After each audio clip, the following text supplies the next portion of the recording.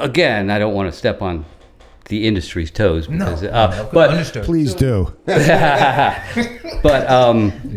so I like to think.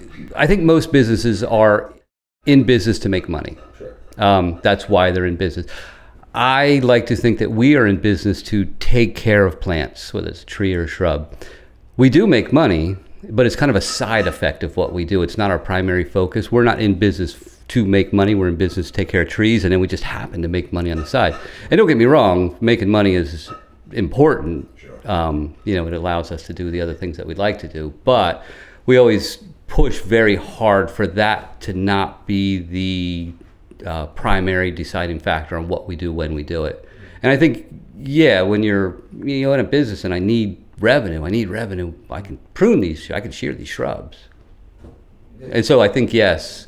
Yeah. And that's what I'm trying to drive at. Is that's one of the aspects of you that I like, is because there's as I spend time in the industry and I start traveling, speaking, training, I'm running into people who are a lot of business owners, but I'm not quite at that conversation with people. I'll be part of the conversation here and there, but I'm finding that the ones that are very creative, like yourself and Paul as well, but the creatives are trying to, and it's hard, to make sure money is not the primary reason why you're doing it, even though that might be the initial reason why you start.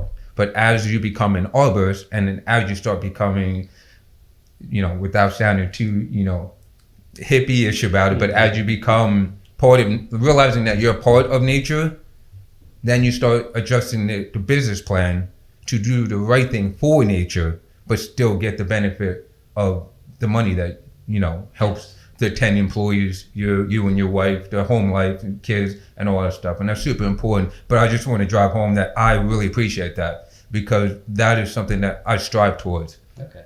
As an arborist, you know me as a climber, and we get to know each other over time, but ultimately that's the beautiful part about the living organism that I really hope that everybody can strive towards in the end of it, not always just be focused on the money and then do things that hurt nature in the process.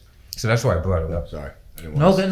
But I definitely am aligned with you on that. And the way I try to summarize that in my life is to say and I'll give you 2 examples. We serve people and their properties and plants, and the money shows up. So we don't serve the money, right? The money's not it's not the object. We serve the people and the plants, and the money shows up. It's a byproduct, which I absolutely love that. Yeah. The other side of it is, and it's funny because maybe you've heard this before, and I'm sure a lot of the listeners have heard this. Someone will say to me sometimes, well, you all must really love when storms come because it's like a windfall for you. I hate it. And, I actually, right, for all those logistical reasons where you have that schedule and then all of a sudden there's a bomb in your...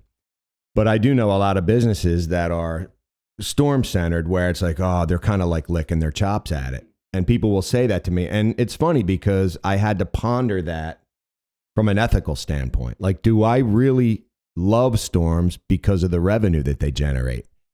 And this is what I came up with. The answer is no.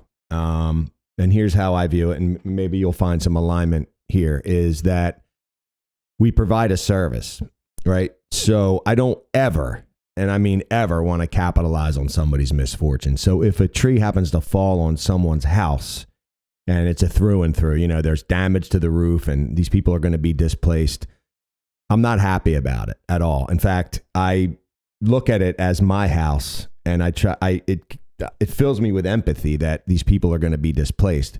I'm happy that I get to help them begin the process of restoration. So it's like, okay, let's get a crane in here. We're going to get you scheduled, get the insurance guy out. Let's get all the pictures taken, get the green light from the insurance, and let's start getting you back to some sense of normalcy.